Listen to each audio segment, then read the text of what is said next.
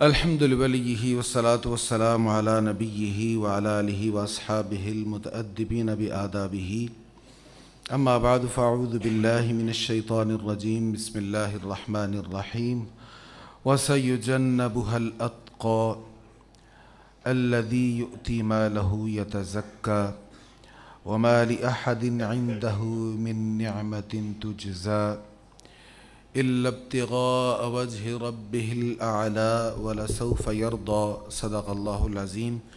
درود و سلام پڑھیے۔ الصلاة والسلام علیک یا سیدی یا رسول اللہ وعلى آلک واصحابک یا سیدی یا حبیب اللہ۔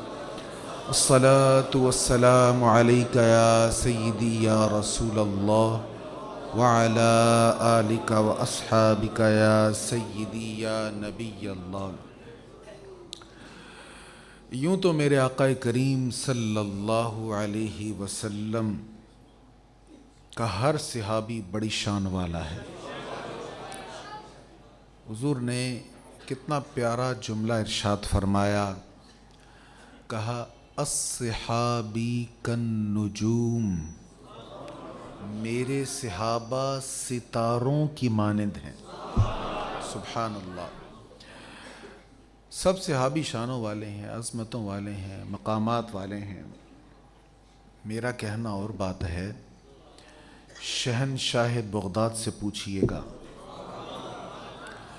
آپ فرماتے ہیں جس گھوڑے پر صحابی سفر کرتا ہے اس کی نکیل میں جو گرد آتی ہے وہ بھی مجھ جیسے غوثوں سے افضل ہے۔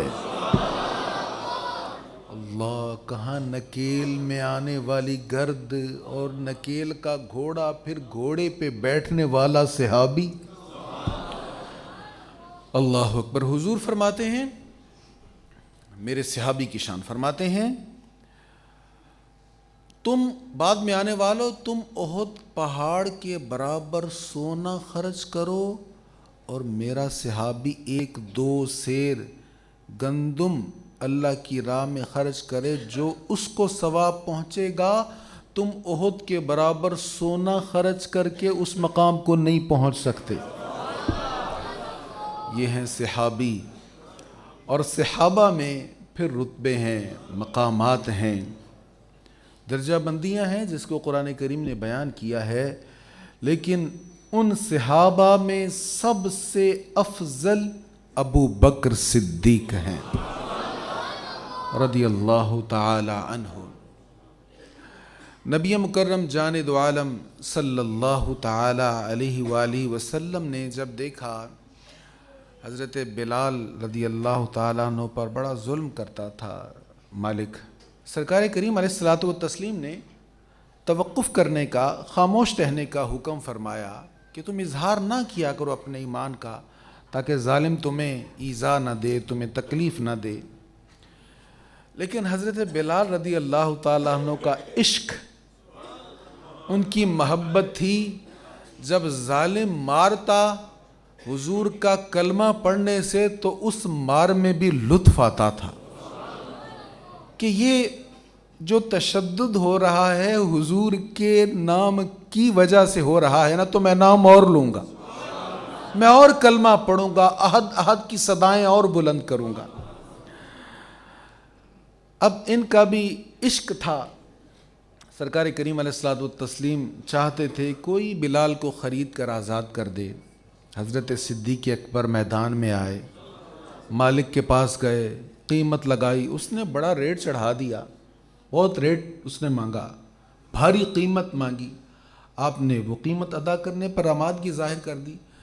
اس نے جب دیکھا کہ دلچسپی بہت زیادہ ہے تو اس نے ریٹ اور بڑھا دیا، آپ اس پر بھی آمادہ ہو گئے۔ اب فیصل آباد کے لوگ تجارت میں بہت ماہر ہیں، جانتے ہیں کہ جب ہم ریٹ لگاتے ہیں گاہک کی ڈیمانڈ پر، بہت ساری چیزیں سستی ہوتی ہیں لیکن گاہک کا ذوق دے کر ہم ریٹ بڑھا دیتے ہیں، اور بہت ساری چیزیں قیمتی ہوتی ہیں لیکن گاہک نہیں ہوتا تو ریٹ بھی ڈاؤن ہو جاتا ہے۔ تو گاہک کی دلچسپی پر انحصار ہوتا ہے چیز کے دام زیادہ ہونے کا۔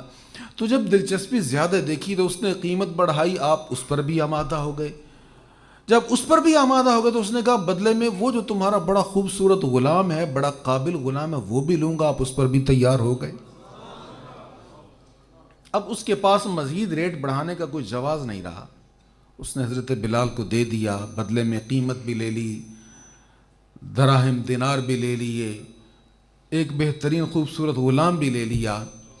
اور بعد میں کہنے لگا ابو بکر میں تو سمجھتا تھا تو بڑا اچھا تاجر ہے، تجھے بڑی تجارت آتی، سودے بازی بڑی آتی ہے، لیکن تو اچھا تاجر نہیں ہے، ایک معمولی سے غلام کے بدلے میں اتنی قیمت ادا کر دی. حضرت ابو بکر صدیق کہنے لگے الحمدللہ بڑا اچھا تاجر ہوں. کوئی زیادہ قیمت نہیں دی. اصل میں بات یہ ہے جو میں نے خریدا ہے اس کی قیمت کا تمہیں پتہ ہی نہیں ہے. خدا کی قسم بلال کے بدلے ابو بکر کا سارا مال مانگتے وہ بھی دے دیتا. اب اتنی بڑی قیمت پر حضرت بلال کو جب خریدا، اب لوگ بڑے حیران ہوئے، کہنے لگے یہ ایک حبشی نسل غلام اتنی بڑی قیمت پر ابو بکر نے خریدا ہے اور خرید کر آزاد کر دیا ہے، ضرور اس پر بلال نے کبھی کوئی احسان کیا ہوگا، کوئی بہت بڑا احسان کیا ہوگا، تو اس احسان کا بدلہ چکانے کے لیے ابو بکر نے اتنی بھاری قیمت ادا کی ہے. اب حضرت ابو بکر نے تو محض رضائے الہی کے لیے ایسا کیا تھا. لوگوں نے جب یہ تانا دیا ابو بکر کو، زبانیں دراز کی ابو بکر پر، حرف کس کی شان پر آیا؟ ابو بکر پر. ابو بکر خاموش ہیں، اللہ کا قرآن نازل ہو رہا ہے. اب سورۃ اللیل کی آخری آیات ہیں جو میں نے تلاوت کی ہیں، سنیے. یہ قرآن ہے اور عظمت صدیق اکبر بیان ہو رہی ہے. اچھا مقام اتنا خوبصورت ہے، سورۃ اللیل ختم ہوتی تو آگے سورۃ الضحیٰ شروع ہو جاتی ہے.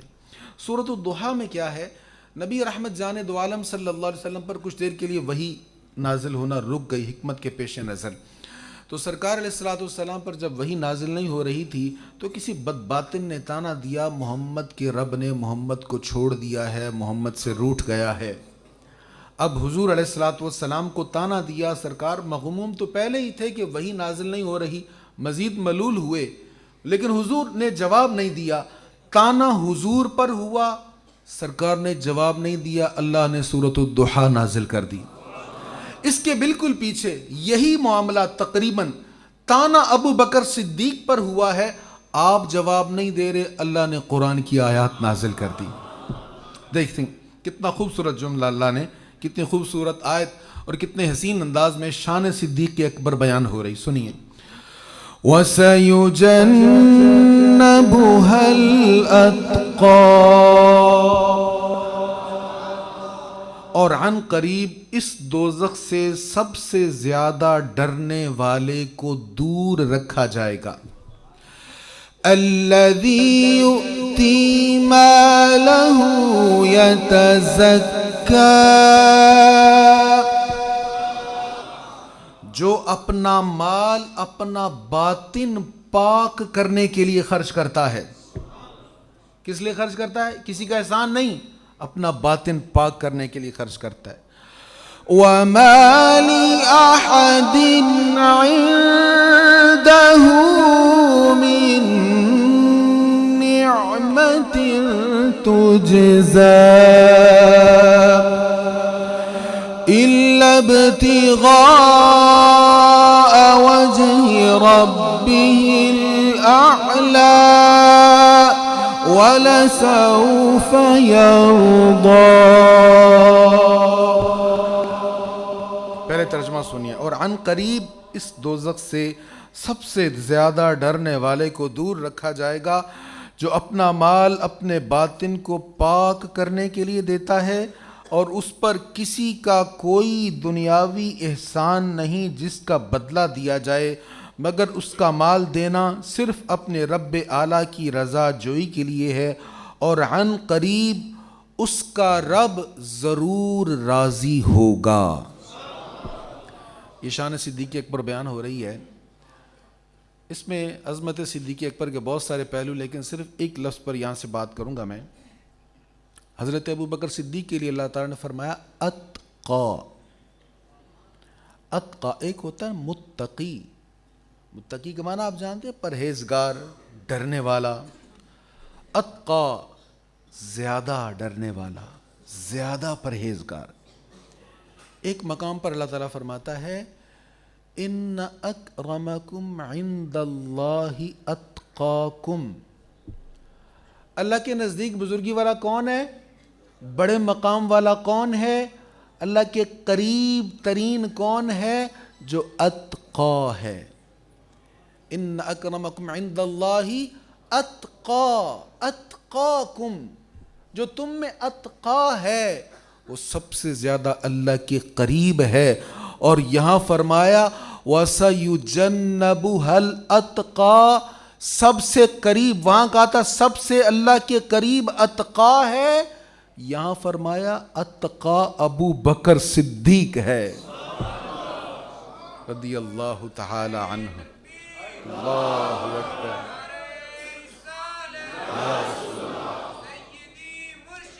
یا نبی یا نبی ابو بکر ابو بکر ابو بکر ابو بکر ابو بکر ابو بکر ابو بکر ابو بکر ابو بکر ابو رضی اللہ تعالیٰ عنہ. حضرت سیدنا ابو بکر صدیق رضی اللہ تعالیٰ عنہ کو نعرہ لگاتے ہوئے نا دل میں یہ حدیث رکھا کریں. میں نے ان بچوں کو بھی وہ حدیث یاد کروائی, اس لیے ذوق شوق سے یہ نعرہ لگا رہے ہیں. حضرت انس کہتے ہیں جب میں نے یہ حدیث سنی حضور علیہ السلام نے فرمایا تو اسی کے ساتھ ہوگا جس سے تو محبت کرتا ہے. صحابہ یہ حدیث سن کر بڑے خوش ہوئے تھے. حضرت انس کہتے ہیں جب میں نے یہ سنا حضور نے فرمایا تو اسی کے ساتھ ہوگا جس سے تو محبت کرتا ہے, تو میں بڑا خوش ہوا. اس لیے میں نے سوچا, میں نے کہا, خوش کس لیے ہوا, اس لیے کہ میرا عمل ابو بکر صدیق جیسا تو نہیں ہے, عمر فاروق جیسا تو نہیں ہے, وہ تو بڑے اونچے درجے والے ہیں, بڑے اونچے مقام والے ہیں, ان کے جیسا میرا عمل تو نہیں ہے لیکن ان سے محبت کرتا ہوں. کہتے میں نے کہا ان سے محبت کرتا ہوں, عمل اگرچہ ان جیسا نہیں لیکن محبت کرتا ہوں, اور اس محبت کے صدقے جہاں ابو بکر صدیق جائیں گے وہاں انس بھی جائے گا. آج ہم بھی محبت کر لیں ان کے ساتھ, پیار کر لیں ان کے ساتھ, اس یقین کے ساتھ کسی کی بات غلط ہو سکتی ہے, حضور کا ارشاد غلط نہیں ہو سکتا.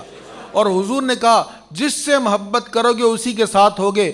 اے اللہ کے حبیب, ہم آپ کے یار غار سے محبت کے لیے آئے ہیں, ہماری محبت قبول کیجئے تاکہ جب مولا ابو بکر صدیق جنت میں جائیں ہم غلام بھی ساتھ جنت میں جائیں. مصطفیٰ کا ہم سفر لگے گا نعرہ فرش پر. شان قرآن کریم میں کیا کیا شان بیان ہوئی سیدنا ابو بکر صدیق کی. آپ کے حضرت ابو بکر صدیق رضی اللہ تعالیٰ عنہ کے خالہ زاد بھائی تھے حضرت مصطح رضی اللہ تعالیٰ عنہ. حضرت ابو بکر صدیق ان سے ناراض ہو گئے. یہ جگہ ہے, آگے تشریف لیں, ذرا ساتھی آ رہے ہیں, جگہ نہیں ملے, آ جائیں ذرا, یہ خالی جگہ بھی پر کر لیں, ساتھیوں کے لیے جگہ بناتے جائیں ذرا. یہ بھی صدقہ ہوتا ہے نا, دوسرے کے لیے جگہ کو کشادہ کرنا محفل کے آداب میں سے ہے. جزاک اللہ. نبی رحمت جان دو عالم صلی اللہ تعالیٰ علیہ وآلہ وسلم کے صحابی ہیں حضرت مصطح. یہ حضرت ابو بکر صدیق کے خالہ زاد ہیں. یہ یتیم تھے اور حضرت ابو بکر صدیق نے ہی ان کی کفالت کی, ان پر بچپن سے لے کر بڑے ہونے تک خرچ کیا. بڑے ہو گئے پھر بھی ان کی ضروریات کو حضرت سیدنا ابو بکر صدیق رضی اللہ تعالیٰ عنہ پورا کرتے رہے. ان پر بہت خرچ کرتے تھے حضرت مصطح پر. خالہ زاد بھائی بھی ہیں. ایک بار ان سے ناراض ہو گئے. ناراضگی بھی جینین تھی, بلا وجہ نہیں تھی. منافقین نے ام المؤمنین حضرت سیدہ عائشہ صدیقہ رضی اللہ تعالی عنہا پر تہمت لگائی معاذ اللہ. جب منافقین نے بہت زیادہ شور مچایا تو چند مسلمان بھی اس سے متاثر ہو گئے اور انہوں نے بھی سنی سنائی بات کو آگے کرنا شروع کر دیا. ان میں حضرت مصطح بھی تھے جو حضرت ابو بکر صدیق کے خالہ زاد ہیں, اور جن پر بچپن سے جوانی تک ابو بکر صدیق خرچ کر رہے ہیں۔ اللہ تعالیٰ نے حضرت سیدہ عائشہ صدیقہ رضی اللہ تعالی عنہا کی پاکیزگی بیان کرنے کے لیے قرآن کریم میں 13 آیتیں نازل فرمائیں۔ ایک نہیں، دو نہیں، تین نہیں، 13 آیتیں شان سیدہ میں بیان ہو گئیں قرآن کریم کی۔ وہ ایک الگ عنوان ہے۔ جب ان کی شان میں آیات بیان ہو گئیں اور یہ ثابت ہو گیا کہ منافقین نے الزام لگایا تھا، جھوٹ بولا تھا، اور جو ان کی بولی بولنے لگ گئے تھے وہ بھی جھوٹے تھے، انہوں نے بھی جھوٹ بولا تھا۔ اب مصطح نے جو باتیں کہی تھیں خالہ زاد نے، وہ بھی جھوٹی ثابت ہو گئیں۔ تو اس وجہ سے حضرت ابو بکر صدیق آپ سے ناراض ہو گئے اور کہنے لگے تیرے اس جھوٹ کی وجہ سے، تو نے جو الزام لگایا، جو بہتان لگایا، اس کی وجہ سے آئندہ میں تجھ پر بالکل خرچ نہیں کروں گا، کوئی خرچ نہیں کروں گا۔ آپ نے قسم اٹھا لی کہ میں مصطح پر آئندہ خرچ نہیں کروں گا۔ اب قرآن کریم میں اللہ تعالیٰ نے فرمایا نہیں ابو بکر ایسی قسم نہ اٹھا، تو خرچ کیا کر۔ اب کس انداز میں بیان ہوا سنیے گا قرآن۔ وَلَا يَأْتَلِ أُولُو الْفَضْلِ مِنْكُمْ وَالسَّعَةِ أَنْ يُؤْتُوا أُولِي الْقُرْبَى وَالْمَسَاكِينَ وَالْمُهَاجِرِينَ فِي سَبِيلِ اللَّهِ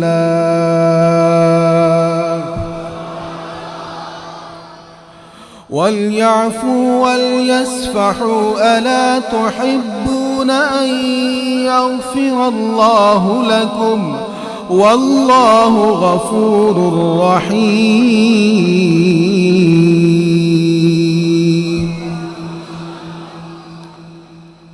اور تم میں سے اصحاب فضل اور ارباب وسعت یہ قسم نہ کھائیں کہ وہ رشتہ داروں اور مسکینوں اور اللہ کی راہ میں ہجرت کرنے والوں کو کچھ نہیں دیں گے۔ ان کو چاہیے کہ وہ معاف کر دیں اور درگزر کر دیں۔ کیا تم یہ نہیں چاہتے کہ اللہ تمہاری مغفرت کر دے، اور اللہ بہت بخشنے والا، بے حد رحم فرمانے والا ہے۔ جب یہ آیت سنی ابو بکر صدیق کرنے لگے یا رسول اللہ میں چاہتا ہوں اللہ میری مغفرت کرے۔ یہ تھا نا آخر میں، کیا تم یہ نہیں چاہتے اللہ تمہاری مغفرت؟ یا رسول اللہ میں چاہتا ہوں اللہ میری مغفرت کرے، میں مصطح پر پہلے سے زیادہ مال خرچ کروں گا۔ آپ نے مال خرچ کرنا شروع کر دیا۔ اب اس آیت میں بہت ساری چیزیں جو بیان ہو رہی ہیں، ان میں ایک چیز یہ بھی نوٹ کر لیں، قریبی رشتہ داروں میں، خونی رشتہ داروں میں جن پر آپ خرچ کرتے ہیں، ان کی طرف سے تکلیف پہنچے تو خرچ کرنے کا ثواب زیادہ ہے۔ ہم کیا کہتے ہیں، جو محبت کرے بس اس زکوٰۃ بھی اسی کو دینی، جو محبت کرے، مستحقین زکوٰۃ ہوتے ہیں نا فیملی میں، جو محبت کرے دل جان واری ہو بس زکوٰۃ بھی اسی کو دینی، اور جس کی محبت میں تھوڑی سی نرمی ہو اس پر ہم عنایت اپنی روک دیتے ہیں۔ یہاں معاملہ اس کے برعکس ہے۔ اچھا، حضرت صدیق اکبر نے وہ پھر ان کو انعامات کی بارش ان پر شروع کر دی اسی طرح، بلکہ پہلے سے زیادہ خرچ کرنا شروع کر دیا۔ اب یہاں حضرت ابو بکر صدیق کے لیے اللہ تعالیٰ نے کیا ارشاد فرمایا؟ اولو الفضل منکم والسعہ، اولو الفضل، تم میں جو فضل والے ہیں، جو صاحب فضل ہیں۔ کیا مطلب؟ ابو بکر صدیق صاحب فضل لوگوں میں سب سے بلند ہیں۔ اس کو میں سادہ لفظوں میں عرض کرتا ہوں۔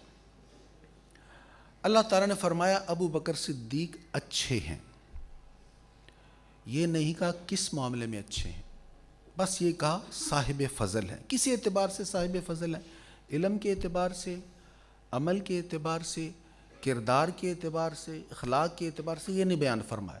اولو الفضل، فضل والے، اچھے، بہترین، آسان ترجمہ کر رہا ہوں۔ یہ کیوں نہیں کہا کہ علم کے اعتبار سے، سخاوت کے اعتبار سے، کردار کے اعتبار سے، کسی ایک چیز کو بیان کیوں نہیں کیا؟ دیکھیں، کوئی بندہ چہرے کا اچھا نہ ہو تو ہم کہتے ہیں یار اگرچہ چہرے سے بس ٹھیک ہی ہے، یہ زبان کا بڑا اچھا ہے، زبان کا بڑا اچھا ہے۔ اب اس کی اچھائی کی جو ہم نے تعریف کی وہ کس چیز کے بارے میں کی؟ زبان کے بارے میں۔ ظاہری طور پر اگر اچھا نہیں، زبان کا بڑا اچھا ہے۔ اچھا کچھ لوگ ہوتے ہیں زبان کے بڑے سخت ہوتے ہیں، لیکن ان میں بھی کوئی اچھائی ہوتی ہے، تو کسی نے اس کی کڑوی باتیں یا سخت جملے سن لیے تو ہم کہتے ہیں یار اس کو چھوڑو، دل کا بڑا اچھا ہے۔ کچھ لوگ ہوتے ہیں زبان کے ذرا کڑوے، دل کے اچھے ہوتے ہیں۔ کسی کے بارے میں ہم دیکھتے ہیں ظاہری حلیہ بہت برا ہوتا ہے، لیکن ہم کہتے ہیں یار سیرت بہت اچھی اس شخص کی۔ تو جب ہم کسی شخص کی کسی ایک چیز کے بارے میں کہتے ہیں نا کہ وہ اچھی ہے، تو پھر اچھائی کا تعلق اسی ایک چیز کے ساتھ ہو جاتا ہے۔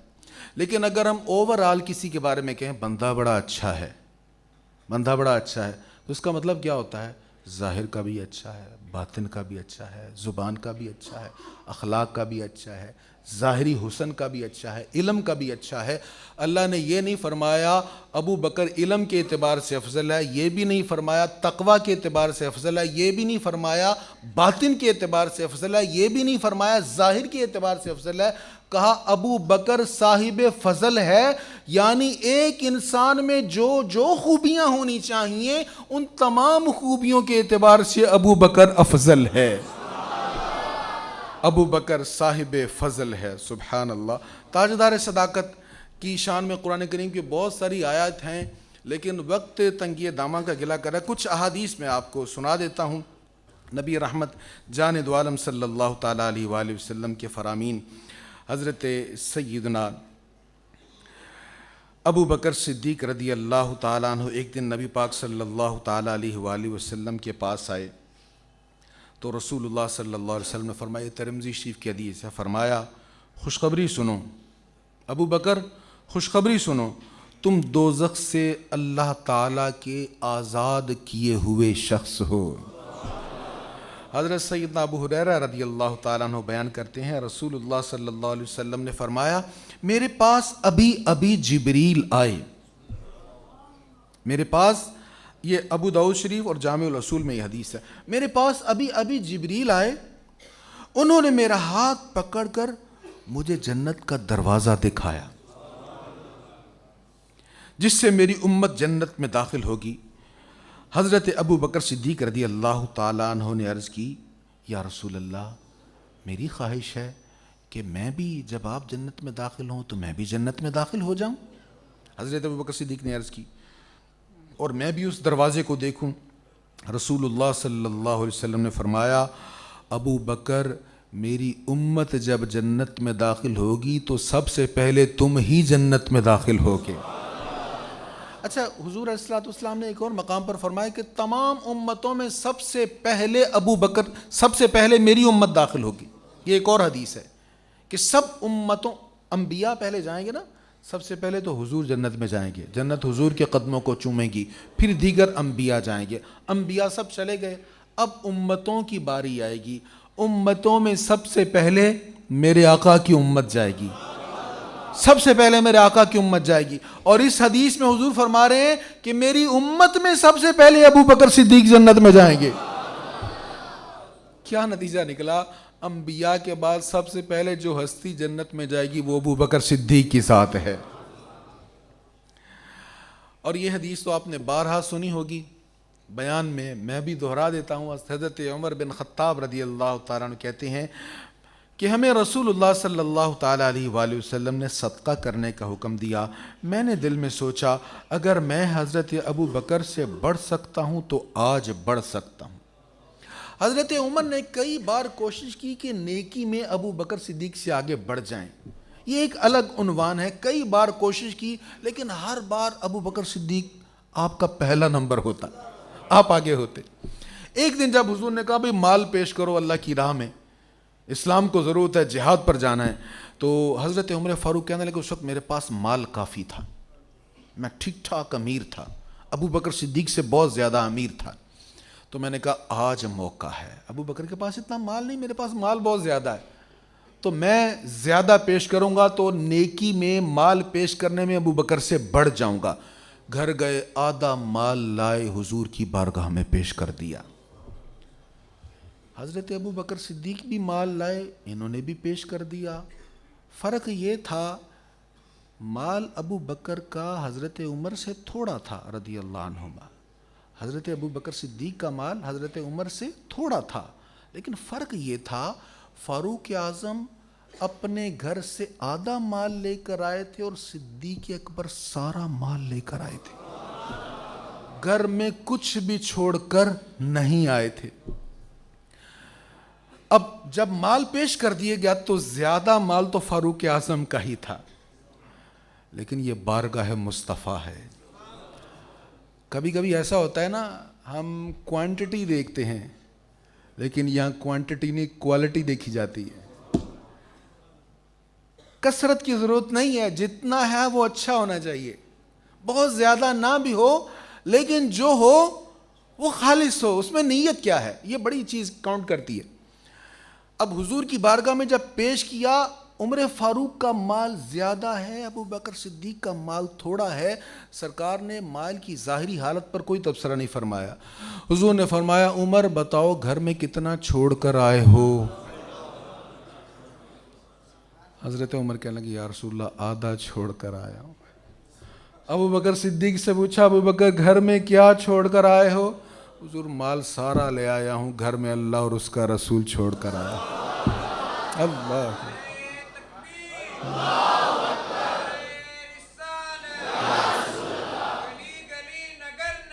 ابو بکر ابو بکر ابو بکر ابو ابو بکر ابو بکر ابو بکر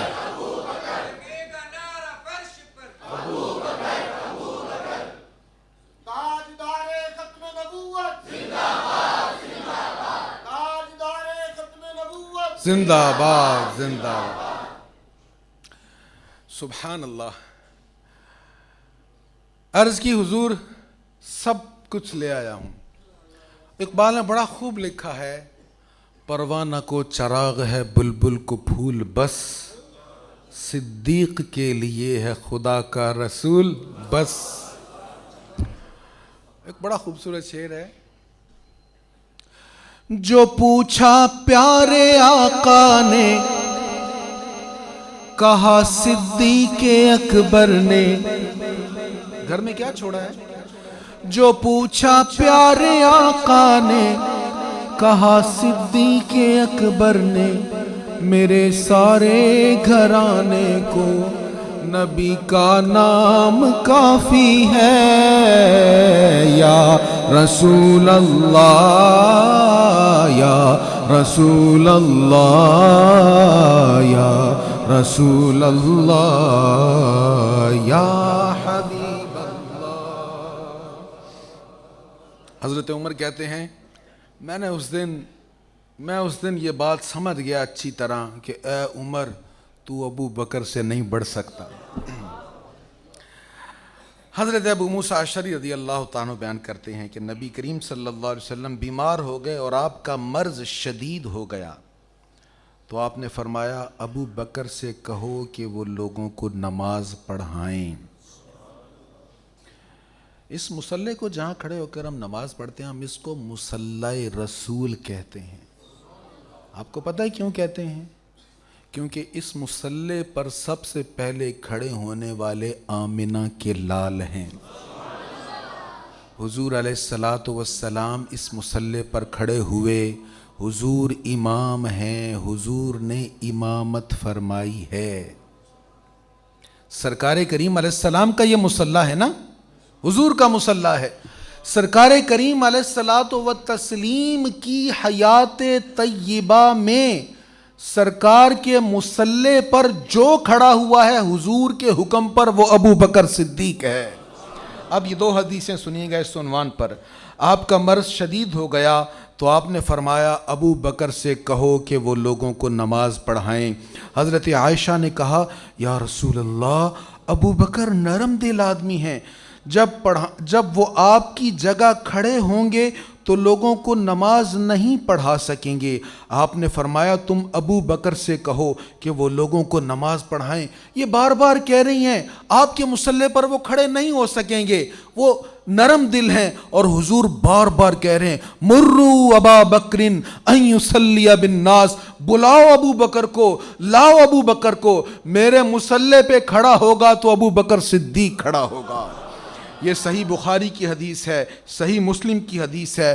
پھر حضور علیہ السلام کی حیات طیبہ میں حضور کے مصلی پہ کھڑے ہو کر نمازیں پڑھائیں تو ابو بکر صدیق نے پڑھائی ہیں۔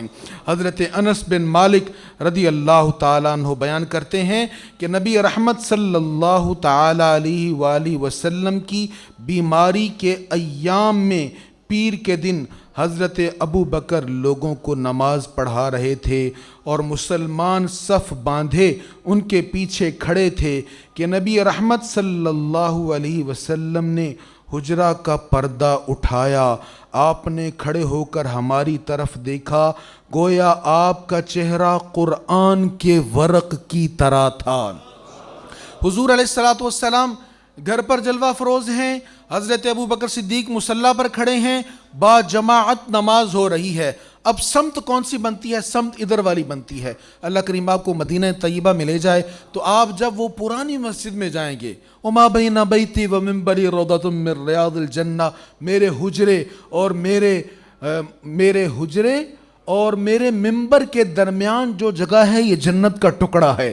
اللہ کریم سب کو جنت کے اس ٹکڑے میں لے جائے تو آپ وہاں پر جب مصلی رسول کی طرف رخ کریں گے تو آپ کے بائیں طرف روضہ مصطفیٰ ہوگا، اور یہیں پر وہ مقام ہے جہاں پہ کھڑکی تھی، جہاں پہ دروازہ تھا، جہاں سے حضور مسجد میں تشریف لایا کرتے تھے۔ اب صحابی بیان کرتے ہیں کہ ہم نماز پڑھ رہے ہیں، حضرت ابو بکر صدیق مصلی امامت پر کھڑے ہیں، نماز ہو رہی ہے، با جماعت ہو رہی ہے، حضور علیہ السلام مرض میں ہیں، پیر کا دن ہے، یہ وہ دن ہے جس دن حضور کا وصال ہوا تھا۔ صحابہ ترسے ہوئے تھے حضور کے دیدار کو، کب سے حضور کا دیدار نہیں ہو رہا تھا، حضور کے پیچھے نماز پڑھنے کا شرف نہیں مل رہا تھا۔ ابو بکر صدیق امامت فرما رہے ہیں، اچانک سرکار نے پردہ مبارک ہٹا دیا۔ اب چہرہ مصطفیٰ جب ادھر ہوا، صحابہ کا رخ کعبہ سے پھر کر حضور کی طرف ہو گیا۔ صحابہ کا رخ، اب اس پر بہت ساری حدیثیں جس میں یہ واقعہ بیان ہوا، صحابہ کا رخ حضور کی طرف ہو گیا۔ کہتے حضور کا چہرہ ایسے لگ رہا تھا جیسے قرآن کا ورق ہے۔ صحابہ بڑے خوش حضور کو دیکھ رہے ہیں، زیارت کر رہے ہیں، اور ایڑیاں زمین سے اٹھ گئیں خوشی سے۔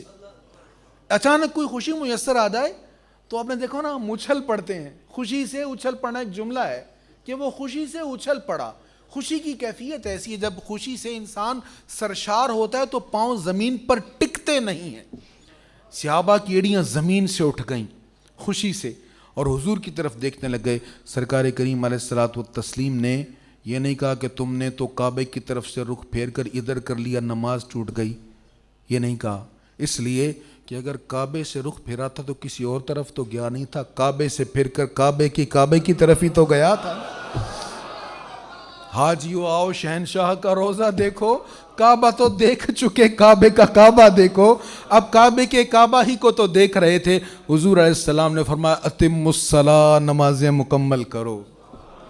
اس حدیث سے بھی معلوم ہو رہا ہے کہ اس آخری دن میں بھی مصلی امامت پر کھڑے ہونے والی ذات حضرت سیدنا ابو بکر صدیق کی ذات تھی۔ حضرت فاروق اعظم کا قول ایک سنیے گا۔ حضرت عمر بن خطاب کہتے ہیں، ان کے سامنے حضرت سیدنا ابو بکر صدیق رضی اللہ تعالیٰ عنہ کا ذکر ہوا، آپ کہنے لگے، رونے لگ گئے فاروق اعظم، کہنے لگے کاش میری زندگی کی ساری نیکیاں مجھ سے لے لی جاتی اور ابو بکر کے ایک دن اور ایک رات کی ایک ایک نیکی مجھے دے دی جاتی۔ ابو بکر کی ایک رات اور ایک دن والی نیکی۔ پوچھا جی رات والی نیکی کون سی؟ کہا وہی رات جب غار میں گئے تھے، اللہ اکبر، غار میں گئے تھے اور کہا تھا سرکار آپ رک جائیے، ٹھہر جائیے، میں پہلے غار کو صاف کر لوں۔ غار کو خوب اچھے سے صاف کیا، سارے سوراخ بند کیے، پھر جو سوراخ رہ گئے وہاں پاؤں رکھ دیے، تقریباً ٹیڑھے ہو گئے، اور پھر کہا آقا اب تشریف لے آئیے۔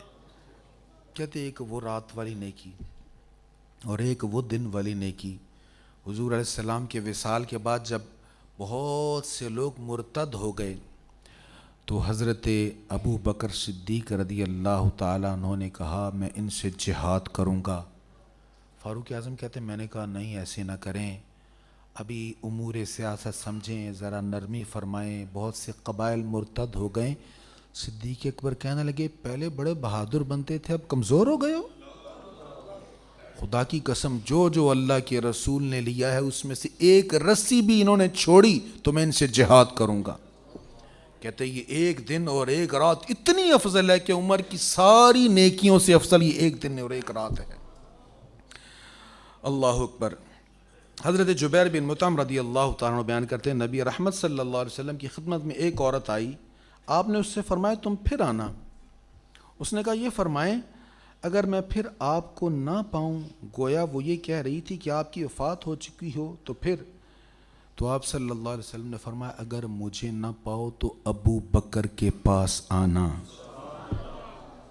حضرت ابو بکر صدیق خلیفۃ الرسول ہیں،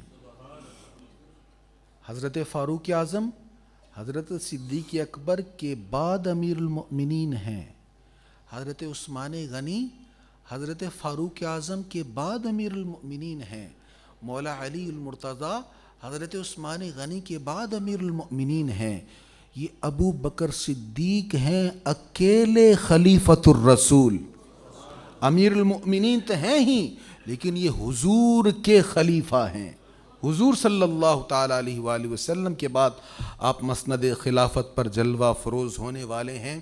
حضرت ابو بکر صدیق رضی اللہ تعالیٰ عنہ کے بارے میں مولا علی کا قول سنیے، آپ خطاب فرما رہے تھے، آپ نے کہا لوگوں تمہیں پتہ ہے اشجع کون ہے؟ اشجع کہتے ہیں بہت بڑا بہادر، ایک ہوتا ہے شجاع بہادر، ایک ہوتا ہے اشجع، یہ اسم تفضیل ہے، زیادہ بہادر، بڑا بہادر، سب سے بڑا بہادر۔ لوگوں نے کہا حضور بہادر آپ ہی ہیں، کہا میں شجاع ہوں، میں نے شجاع کی بات نہیں کی، اشجع کا کہا ہے۔ اشجع کون ہے؟ تو حضور پھر آپ ہی بتا دیں۔ کہتے جب بدر کی لڑائی تھی، بدر کی جنگ ہونا تھی، اب پلان ہو رہا تھا کیسے لشکر ترتیب دیا جائے گا، کیسے سارے امور ہوں گے، کہاں حضور علیہ السلام کا خیمہ ہوگا، عریش ہوگا، سب چیزیں ہوں گی۔ ایک مشورہ یہ بھی ہو رہا تھا کہ بھی دوران جنگ اللہ کے رسول صلی اللہ تعالیٰ علیہ وآلہ وسلم کی حفاظت کون کرے گا، حضور کے جلووں پر پہرا کون دے گا؟ سب سے قیمتی شے، سب سے بڑا اثاثہ ہمارے پاس تو اللہ کے رسول ہے نا، حضور کی حفاظت پر کون، یہ ذمہ داری کون لے گا؟ اب مولا علی کہتے ہیں سب خاموش، یہ بہت بڑی ذمہ داری، حضور کی حفاظت پر مامور ہونا بہت بڑی ذمہ داری۔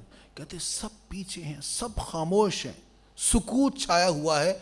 تاجدار صداقت میان سے تلوار نکال کر کہتے ہیں میں اللہ کے رسول کی حفاظت کروں گا۔ کہتے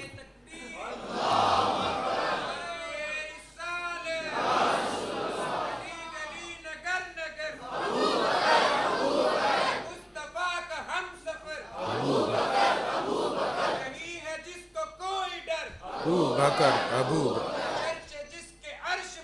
ابو بکر ابو بکر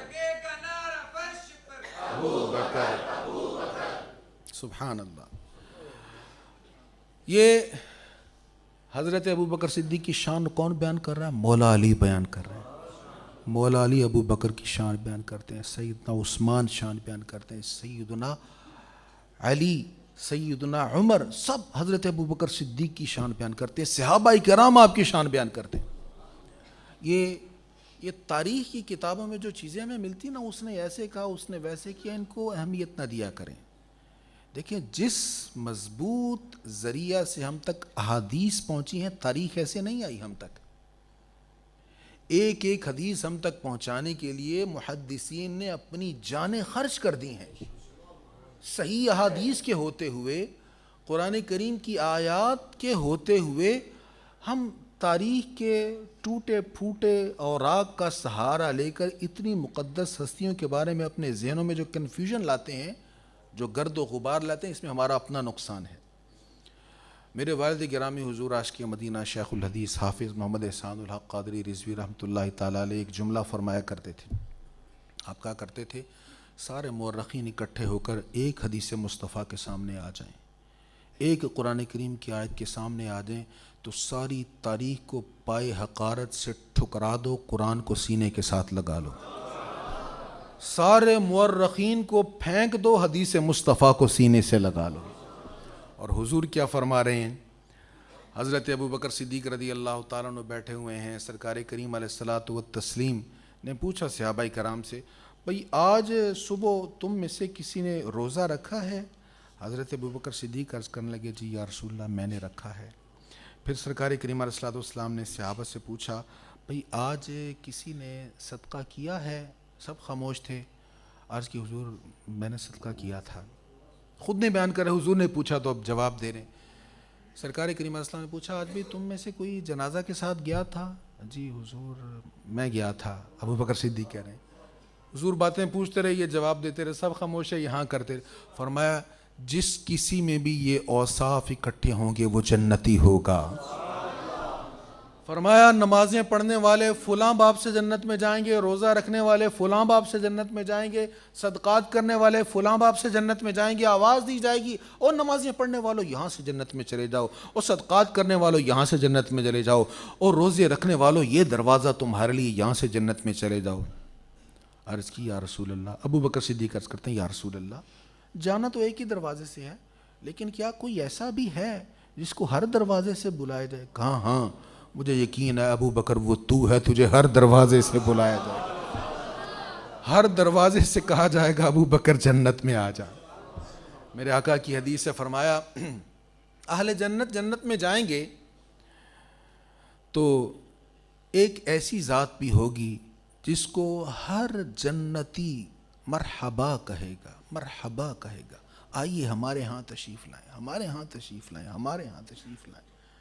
عرض کی کون ہوگا؟ فرمایا ابو بکر صدیق ہوگا۔ سبحان اللہ۔ حضرت حسان بن ثابت یہ حضور کے بہت پیارے شاعر، حضور کی بڑی تعریف و توصیف کی ہے۔ ان کا مشہور ربائی آپ نے سنی، وَأَحْسَنَ مِنْكَ لَمْ تَرَ قَطُّ عَيْنِي وَأَجْمَلَ مِنْكَ لَمْ تَلِدِ النِّسَاءُ خُلِقْتَ مُبَرَّأً مِنْ كُلِّ عَيْبٍ كَأَنَّكَ قَدْ خُلِقْتَ كَمَا تَشَاءُ۔ یہ کہتے ہیں آقا آپ سے زیادہ حسن و جمال والا میری آنکھ نے دیکھا ہی نہیں۔ حضور میری آنکھ کی بات نہیں ہے، آپ سے زیادہ سونا کسی ماں نے جنا ہی نہیں ہے۔ بڑے قصیدے ہیں حضور کی شان میں انہوں نے لکھے، اور حضور کے دشمنوں کی حجب بھی کی ہے، حضور کے دشمنوں کی حجب بھی کی، صرف تعریف نہیں، جو دشمن مصطفیٰ ہے اس کی مذمت بھی کی حضرت حسان نے، اور حضور نے منبر اس لیے بچھایا تھا کہ حضور کے دشمنوں کی حجب کر رہے تھے۔ حضور علیہ الصلاۃ والسلام نے فرمایا اے حسان تم نے میری شان میں اتنا کچھ لکھا ہے، میرے یار غار کے بارے میں بھی کوئی شعر لکھا ہے؟ جی حضور میں نے ان کی منقبت لکھی ہے۔ ابھی زبیر بھائی منقبت پڑھ رہے تھے نا، تو وہ کہتے ہیں حضور میں نے منقبت لکھی ہے، میں نے ان کی شان میں بھی لکھا ہے۔ سرکار کریم علیہ السلام نے فرمایا چلو پھر سناؤ کیا لکھا ہے میرے یار غار کے بارے میں۔ صحابہ بیٹھے ہوئے ہیں، حضور جلوہ فروز ہیں، ایسے میں حسان بن ثابت حضرت ابو بکر صدیق کی شان میں اشعار پڑھ رہے ہیں۔ اب یہ اشعار سنیے گا۔ وثاني اثنين في الغار المنيف وقد طاف العدو به إذ صعد الجبل۔ سمجھ نہ بھی آئے خوش ہو جائیں۔ وكان حب رسول الله قد علموا من الخلائق لم يعدل به رجلا۔ ترجمہ، آپ دو میں سے دوسرے تھے اس بابرکت غار میں۔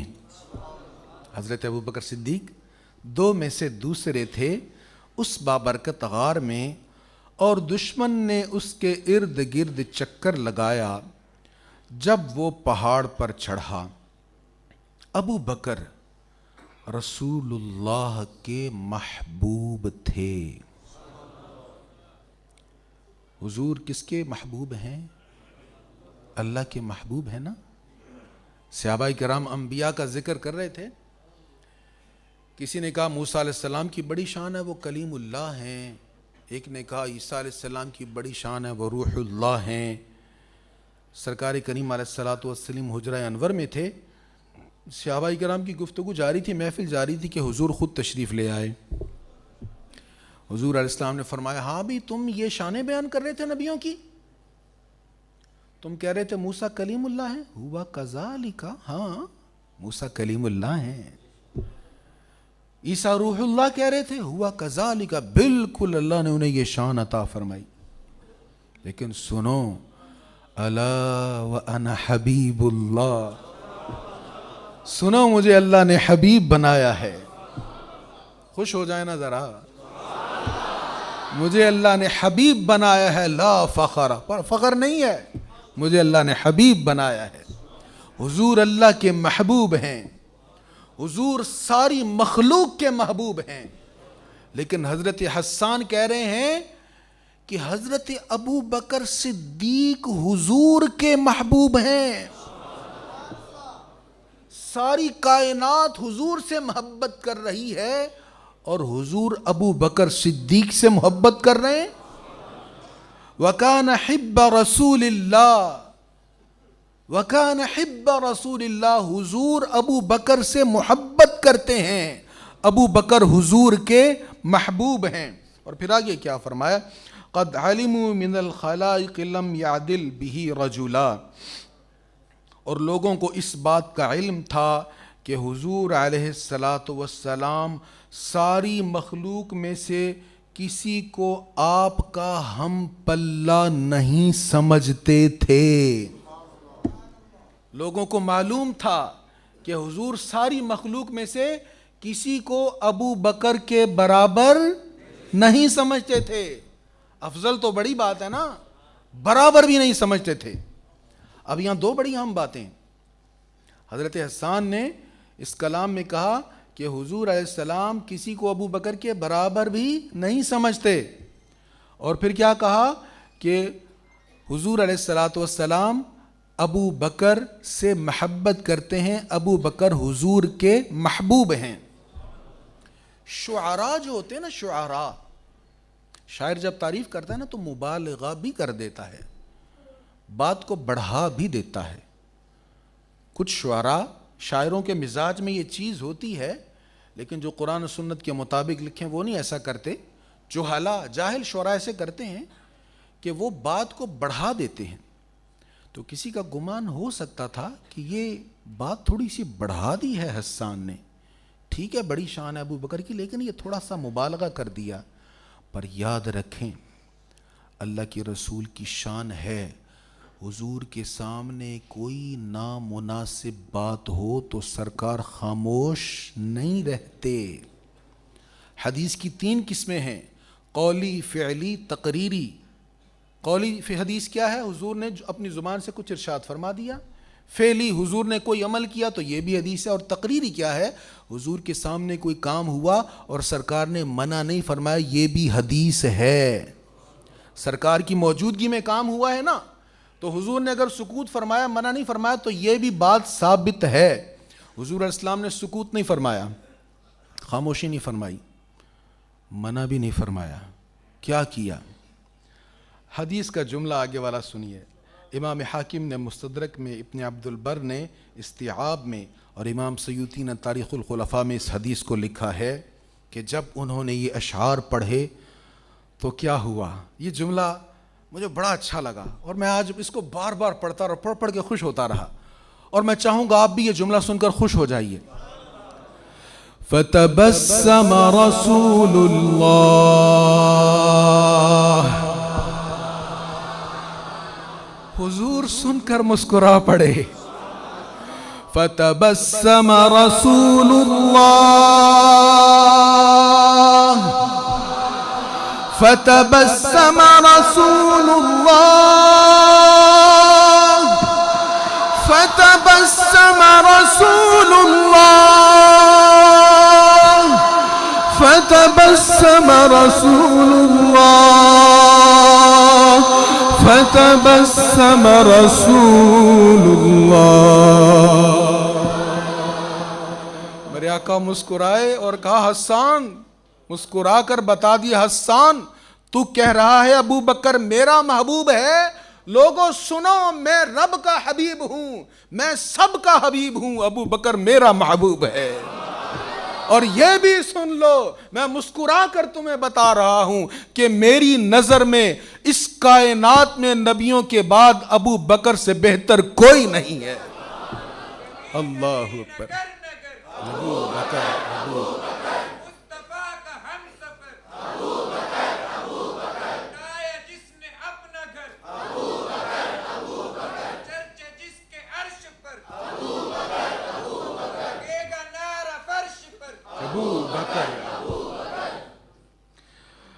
میرے آقا کریم علیہ السلام نے فرمایا ابو بکر تم غار میں میرے ساتھی تھے نا، تم غار میں، ترمذی شریف کے، تم غار میں میرے ساتھی تھے نا، حوض کوثر پر بھی تم میرے ساتھی ہو گئے. شان ابو بکر صدیق کیا ہے، بس آخری حدیث عرض کر رہا ہوں. بہت ساری باتیں ہیں کہنے والی، لیکن آپ کو پتہ ہے ہم وقت کا بھی خیال رکھتے ہیں، زیادہ وقت نہ ہو، تھوڑے وقت میں زیادہ باتیں ہو جائیں. حضرت سہل بن سعد ساعدی رضی اللہ عنہ بیان کرتے ہیں رسول اللہ صلی اللہ علیہ وسلم نے حضرت ابو بکر اور حضرت عمر سے مشورہ کیا. حضرت ابو بکر صدیق سے، فاروق اعظم سے مشورہ کیا، انہوں نے آپ کو مشورہ دیا. پس حضرت ابو بکر کا مشورہ صحیح تھا. تب رسول اللہ صلی اللہ علیہ وسلم نے فرمایا، کیا فرمایا؟ فرمایا اللہ اس کو ناپسند کرتا ہے کہ ابو بکر کو خطا پر قرار دیا جائے. اب یہ جملہ بڑا اہم ہے اور بہت سارے مسئلے حل کرتا ہے. اللہ کو یہ بات پسند نہیں ہے کہ کوئی یہ کہے کہ ابو بکر غلط ہے، یہ اللہ کو پسند نہیں ہے، کیونکہ ابو بکر حضور کی بارگاہ میں رہ کر، حضور کے قرب میں رہ کر اس مقام پر پہنچ گیا ہے کہ ابو بکر کا ہر عمل حق ہے، ہر عمل حق ہے. اور اس سیدنا ابو بکر کی صدیق کی زندگی کے عظیم کارناموں میں، عظیم ترین کارناموں میں بہت بڑا کارنامہ کیا ہے؟ ختم نبوت کے غداروں کو چن چن کر انجام تک پہنچایا. زندہ باد زندہ باد زندہ باد زندہ باد. حضرت سیدنا ابو بکر صدیق. یہ ختم نبوت کا مسئلہ معمولی مسئلہ نہیں ہے. لوگوں نے کہا یہ معمولی مسئلہ ہے، کسی نے کہا یہ سیاسی مسئلہ. ارے خدا کے بندو، یہ تو بنیادی مسئلہ ہے. اس مسئلے کی خاطر حضور کی پوری حیات طیبہ میں اتنے صحابہ شہید نہیں ہوئے جتنے جنگ یمامہ میں ایک جنگ میں شہید ہوئے ہیں. اور سیدنا ابو بکر صدیق رضی اللہ تعالیٰ عنہ نے کہا تھا جو کچھ بھی ہو جائے آج بدری صحابہ بھی جہاد کے لیے جائیں گے، کیونکہ مسئلہ حضور کی ختم نبوت کا ہے. ختم نبوت پر پہرا دینا ابو بکر صدیق کی سنت ہے. یہی وجہ ہے کہ ختم نبوت پر پہرا دینے والوں کے نام بلند ہوئے ہیں. اللہ تعالی ہمیں حضور علیہ الصلاۃ والتسلیم کی محبت نصیب فرمائے اور سرکار کریم علیہ الصلاۃ والتسلیم کی غلامی میں جینا مرنا نصیب فرمائے. سیدنا صدیق اکبر رضی اللہ تعالیٰ عنہ کی سچی سچی کامل کھری محبت نصیب فرمائے. دعا کیجئے گا. اس پروگرام کو ہم نے چند سال پہلے شروع کیا تھا. جن ساتھیوں نے شروع کیا اللہ انہیں بھی جزا عطا فرمائے، جنہوں نے جاری رکھا انہیں بھی جزا عطا فرمائے، جنہوں نے اب تک کوششیں کی. یہ میرے اکیلے کی کوشش نہیں، بہت سارے دوستوں کی کوششیں ہیں، ان کی دعوتیں ہیں، انہوں نے بلایا ہے، انوائٹ کیا ہے. ہمارے بہت سارے یہاں پہ ساتھی بیٹھے ہیں جو میسیجز کرتے ہیں، سٹیٹس لگاتے ہیں، لوگوں کو دعوت دیتے ہیں، کبھی وائس میسیج کر کے، کبھی ملاقات کر کے. اللہ کریم سب کو بہترین اجر عطا فرمائے اور مولا پاک حضرت سیدنا ابو بکر صدیق رضی اللہ تعالیٰ عنہ کی محبت عطا فرمائے اور اس محبت کے صدقے ہمارے گناہوں کو معاف فرمائے، ہم سے درگزر فرمائے۔ وآخر دعوانا الحمدللہ رب العالمین۔